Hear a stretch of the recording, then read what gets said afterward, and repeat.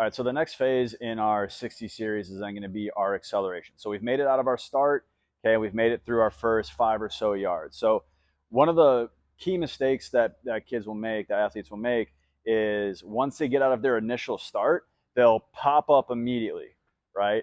The problem with this is then even if the lower half, the legs, are trying to drive and do the right things, with our upper half being vertical, we then start to, if we're driving like we're supposed to, the foot is then going to land out front. And then from there, we're creating a break every time we take a step.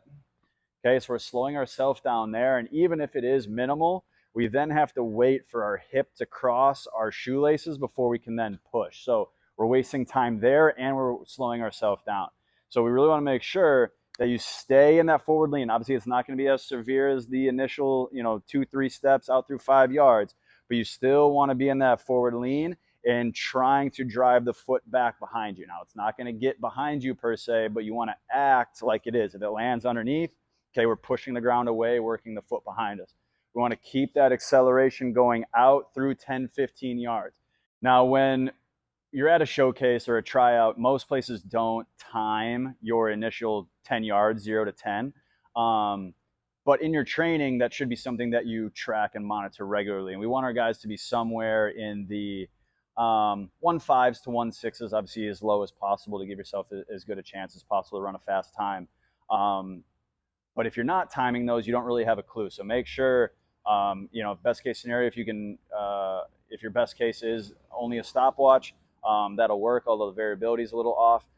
If you can get yourself some lasers or whatnot, your training facility has lasers, that'd be great. But we want to make sure that we're in somewhere in the 1.5s to 1.6s. Now, as we expand out on that acceleration, get to 10, 15, 20 yards, like I was saying, we want to start to rise up and get vertical. We don't want to pop up. Okay, again, as soon as we pop up, we start becoming a wind sail, right? Our lower half hasn't quite caught up and we're slowing ourselves down. We want to slowly rise up, let our speed bring us up. Okay, as we start to approach 20 yards, most field sport athletes should be at or near their max velocity. And going back to the whole timing thing in your training is if we are timing our 20-yard sprints, we want to be somewhere in the 2.7s to 2.8s through 20 yards. Obviously, as low as possible, be as beneficial as we can, because then that will get us into that. That will show us that we've gained enough speed into our then top end velocity to help finish through our 60.